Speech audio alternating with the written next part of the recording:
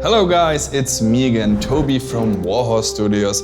You might know me for Kingdom Come Deliverance, but today we are not talking about the video game, of course not. We are talking about the board game, Kingdom Come Deliverance, the board game. And again, I'm invited by the wonderful people from Boardcubator. Thank you for having me. And we are taking a closer look on the game that is being prepared. And today, actually, it gets a bit more techy, let's say. The AI system, the NPCs, how do they react to us, to the world, and so on. Which, of course, guys, leads me to the first question: how does the world react to us? What do we have random encounters, or how does it work? The world remembers the player's decisions. Mm-hmm. So whatever you do, the app knows that and chooses paths from from the plot lines, plot twist even. And everything you do just affects the world and might even affect the following adventures. If you help somebody in this adventure, the person could be more willing to assist you in the next or some of the next adventures. So are you saying that your decision have then an impact on the scenario or the outcome of the game, or how does that work? Yeah, actually, you have plenty of ways how to achieve your goal. There are even maybe more winning goals, or plenty of side quests. So you can take on a side quest, helping somebody in their task with their task, and just in a reward you get a loyalty of get an NPC. It might be very effective for you later in the game. But can you also close down a specific quest line or something? Like if there's, let's say, someone attacks someone and you don't help them, is that a quest over, or is there, how does that work? Yeah, there's nothing like a direct quest over. However, if there's a decision for you to make, you have to do it, and you may choose some of the ways, and it may alter the story in some form, opening some sideways branches, or even altering the quest line at all. Mm-hmm. So that's basically it. You're not losing the game. You're switching the path. In Kingdom Come Deliverance, there's a very famous questline, kind of one where people were very interested, and many failed to that trap, and that is actually when they tell you to go and investigate a crime at Neuhof, but you have to go right now. Captain Bernard is waiting in the yard, and if you don't go there, Captain Bernard will go himself, and then later on he will school you that you should have come immediately. My question is, if you see, for instance, an attack happening or someone attacks someone and you don't intervene, does this situation also resolve itself, or does it wait for you until you do something with it? It resolves mostly, but not in a way that the quest would have been closed for you or failed. It alters.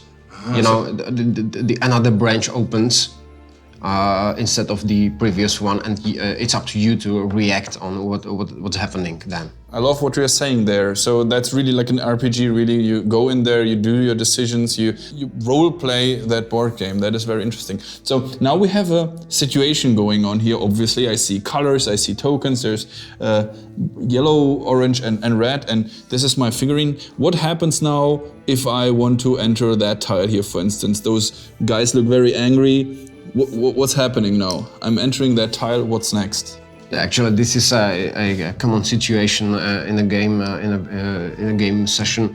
You just entered a hostile territory where the enemy are located. So you have to roll a lot of dice to just determine if they spot you or not. And by the colors, I see that those are kinda enemies. They don't have to be enemies, they don't have to attack you, right? But they are somehow, you interact with them. So you said I rolled the dice. What dice? There's many die here. You take the other dice and 2 yellow because... 2 yellow because 2 characters, I see. Yeah, because they are yellow, which means they do not look very friendly, I'll tell you. But yellow, okay, I see, what do I see here? I see a lot of blank spaces and 1, 2, and 3 exclamation marks. Yeah, it's a very simple mechanic. You just roll the dice, and if the symbol you roll matches your player board suspicion tracker or symbol on the suspicious tracker, you have been spotted and you have to resolve the encounter. So I heard from you guys already before that the suspicious level and these kind of things are an integral part of the game, and that is pretty much, you are a stranger at this map, right? So you're always kind of suspicious, and we can see that there, right? So so this is the early prototype version of the player board. We can see that. And each player has their suspicion tracker. Okay. And as Jan mentioned, every time you roll the alert dice, you always check whether you can see the symbols rolled on the dice. And that is bad, right? Yes, that is bad. That means you are doing something suspicious and then the world will react to it. So I see 3 exclamation marks. This dice has 1, 2, 3, and so Yeah, only there's if one side. there's only one side with the 3. So I roll now, and if I roll the 3 exclamation marks, then I'm being spotted. Yes. If I have one of them, it's one of the characters, right? Yeah. Does it matter which dice is who? Or You can roll one by one. it doesn't matter. Well, it doesn't matter, or if you, if you wish to be precise, just roll it one at a time and assign to the first and the second. Oh, okay, I understand that. And we are very precise. So Okay, let's so say let's roll for this one. you're Cannon Man. Let's go for Cannon Man Bill. Bill the Gunslinger. Okay, so that means so I have a blank one. This means he didn't see us at all. Yeah, he's he's totally off. He's cleaning his gun. Yeah. He's having the 1,000 yard stare in the wonderful landscape of Bohemia. And Jerry, the sword master here, he almost saw us. Yeah, So that's okay. a double one. So right? here's the symbol, but it is already covered, so nothing happened. So we are safe, right? He's also blind for us. Yeah. Okay. What would happen if I actually, or like, I understand that we can somehow uncover the others, right? But Yeah, okay, so if you are doing suspicious interactions or actions in the world, what's a suspicious interaction? or maybe fighting somebody, it will Okay. increase your suspicion and you will just move it away. Or maybe you might become dirty, so it will increase your suspicion. Or you might even wear some dangerous weapons, like carrying an axe around the city is not okay most of the time. You should not try that at home, guys. Okay, so now I made something suspicious interaction. I'm dirty and I have an axe, so I'm much more suspicious and much more symbols react to me. Now the board has uncovered 2 of the double and 2 of the 3. That it doesn't add up, right? It's just you for a longer time you're suspicious level 3, then level 2, and so or the other way around. Yeah, of you course. just look for the same symbol. Okay, interesting. So and I guess you can get less suspicious, right? Somehow over time, but the dirty thing seems like something you have to deal with, right? It's sticky. It depends on the things. If you are Dirty just slot. Dirty slot. Dirty slot. Besides bleeding slot. it depends on the suspicion token. If you are dirty, you need to wash yourself. If you are carrying a weapon, you need to And unequip it. that sticks to you, right? You stay dirty or suspicious as long as you have the interesting. Yeah, you have to, locate a spot where you can wash up yourself. So now I was super sneaky. No one saw me. Let's revert it to the situation we had before. Yeah, okay. So and let's pretend I would have been super clumsy. I fall into the map head first, and I throw 3 exclamation die for Jerry the sword master. Okay, so in that case, you go to the tile in the map, you click on the specific guard who saw you. Jerry. Yeah. And you says that he approaches you, and the app will resolve what happens. See? That's the way real men roll dice. Some people think it's nothing to it. Wrong. Anyway, could you lend me some cash? I'm all out after the last tournament. Based on their alertness and based on the situation, they might just say, "What are you doing here? You're not supposed Jerry to be comes here." over and sticks to me and say, "Hey, you nincompoop, what are you doing there?" Yeah, so it would happen based on the situation, and everything will be voiced over, so you will hear Jerry screaming at you. Actually, the thing we did there right now is that, if I'm correct, they didn't spot you. It was like an illusion. Your character thought you've been spotted, but they two chat together. So okay, so we think, oh, that's very cool. So really interactive and really interesting storytelling. So what's the colors in between? So I think it's some alertness or something, right? Or what's yellow, orange, and red, or what's Yeah, the red one means that the guard is more alerted and that there are more symbols that can see you. On the red one, there are three exclamation marks, and on the yellow one, there's one. So so yellow is the best, orange is somewhat like In the middle. somewhat in the middle, and the red one is like he's really angry. And oh, I see. And there's the three always get you. So I Yeah, guess you cannot like be completely hidden, right? You cannot. You are somewhere you're not supposed to be, so there's always a three chance. is always bad. Yeah. Okay. So if you interact with the red dice that has 3 times 3, as you said, that is really bad. Can we lower the suspicion of the NPCs, or is that like a story narrative driven thing? Well, let's say if you encounter an NPC and let's say the NPC wants to chat or just wants to know what's your business here, what are you doing here, and you perform well in the skill check or in the task given by the NPC, the result might also have been that you diminish the aggressivity, the alertness of the guard, leaving him more feeling more safe or more convenient.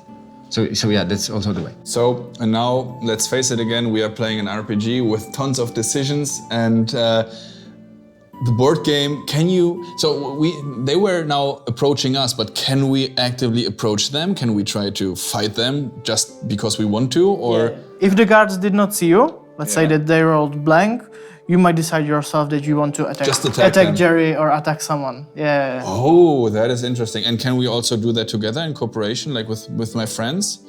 Or can I talk to Jerry and meanwhile the other one attacks from the back? Something like complicated like this? It depends on how the NPCs react to you. So there might be an option if they spotted you, or if you talk with them, there might be an option that opens for another character on your location to backstab you. Mm-hmm. That is really cool. Okay, now we are doing stuff in the world, right? We have the colored tokens here and icons and so on, and I guess it's like looting and figuring out what those things are, those buildings and so on. Are the characters, are the NPCs, I mean in the game they do, but in the board game, are they reacting to the situation? So if you, I don't know, kill someone, or do the others get wind of that, or how does that work? It's exactly like that. The app controls all the NPCs, the enemies and the friendly NPCs, and we used a behavioral trees technique to simulate a real human-like behavior for those NPCs, which is something that is mainly used in digital game development rather than board games. I guess we're the first who actually tries doing this. Mm-hmm. And the result is that players are not overwhelmed with upkeep. Just you just resolve the color dice, which is super easy and super simple. Intuitive, I guess. Yeah. To give a simple example, as I mentioned before here, the local captain of the guards told them to guard this place. And here, as you can see, here's the interaction token. And I want to know what's in there. Yeah, it's suspicious because it is turned on the side with the exclamation mark. Okay. Oh, I see. These guards know that they are supposed to be guarding it, so if you decide to interact with it, they will have a chance to properly react to what you are doing. But you have to interact first with the guards, of course. They approach you, right? That's interesting. So now let's say they approach us and you will talk your way out, say, I'm just a tourist. Humble man. I'm just a humble tourist. Can we then check what's in the crates, or are they like, how would I then interact with the other tokens on the map, or do I have to again re-roll the suspicion, or how does it? The app would tell you. Yeah, the app already know that you entered the tile because you raised the alert check and clicked in the app that somebody spotted me, and actually the guard might have asked you what's your business here, and you are good at small talking, so you sneak your way out or talk your way out of this, and now you're ready to do something as long as you have some actions left, and you decide to do the suspicious action, examine the crate or whatever, and the app already knows that these guards were in action. They already saw somebody, so their internal statistics might have been increased, and they're slowly but surely getting more and more suspicious. At the same time, the app knows that this action is suspicious. So it's very likely the app will tell you at some point of the resolution of this event to again resolve the alert check. But meanwhile, this means if we throw 2 blank dice and none of them saw us entering the area, then it will be way easier to actually check what's behind them in the stash. Is that correct? Yeah. First, you check once you come in on the tower whether they saw you or not, and then you go to the specific interactions, and they might catch you while you are opening the crates. And generally speaking, every interaction in the world moves the story forward. So if you fail to open the crate the first time, you don't have to do it again. Something will happen in the story that will move it forward. That would be my next question. So we were now talking about what happens if we succeed in all our skill checks. But what happens if it goes completely south and everyone sees us and we really are stumbling all over ourselves and head first into the crates? What's the worst that then can happen? Is that how do you lose in the game? If you die, you lose. So when they see you and they approach you and you get into combat and they slice you, then that would be the end. Yeah, but it's not like that. It's like the situation has to go. Really south. Yeah, really south. And still you have plenty of abilities like to retreat from the combat, try to hide on some area that's not in the center of attention of the enemies. They're probably going after you somehow, but still you're able to to hide from them. Or since it is cooperative, your friends can run to help you overcome the guards.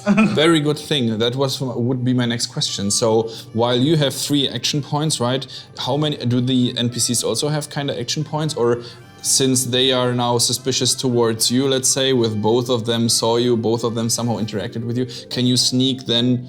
Can my partner in crime then come from the back and maybe attack them or steal what's behind them? Is there? They do not have exactly action points, but they have some activity tracker that allows them to wake up and do something, but not too often, because we try to keep the attitude of the digital Kingdom Come to just treat the game elements very similarly. So yeah, if you woke up the guard, let's say the guard, it's not very likely he's going to attack you or engage you right after. Well, what I definitely learned is, or see, that we have a real, true RPG system here in front of us, very deep, with an AI system that reacts to you. So when you attack someone, right, do they remember that somehow? Do they call for, I don't know, help? Or how are the NPCs? Are the NPCs seeing each other? They can call for reinforcements, their friends can come over, or they might even surrender. Oh, so you say the longer the combat, so when I'm fighting with someone but injure him just slightly, is that the longer it takes, the worse it gets for me, kinda? So he can call for reinforcements, or some other guy might have noticed the sound of clanging weapons, and so perception as well. Interesting. That is really cool. So and they can move around, right? So they can.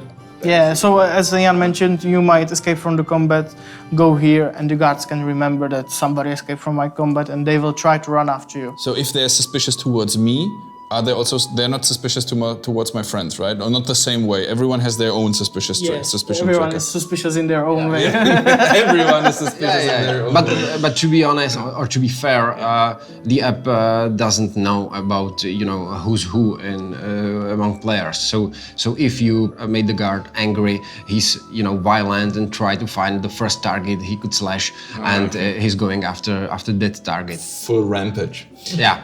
Okie dokie, cool. Sounds extremely interesting to me. So the NPCs are reacting. They are tracking what you are doing, kind of in the game. The more mysteries you uncover, the more tokens you interact with, the more people you pickpocket or kill or whatever, they are all reacting to it. I guess they change their suspicion level, right? So if they if you do something, they will change their colors, I guess, something like that. Really cool. Wow, so I see a deep RPG system here in front of us with the AI system. Sounds really, really intriguing to me. And if you guys out there want to know more about Kingdom Come Deliverance, the board game, don't hesitate and go to Gamefound, push the little follow button, because that is where you get all the information, all the cool things, all the videos, all the updates. You really, really want to go there, do that, click on that button, because this game is amazing. It looks great, and I really can't wait to see this happening soon. So thank you very much for having me today. I learned a lot, and I really, really can't wait, and see you next time. Take care.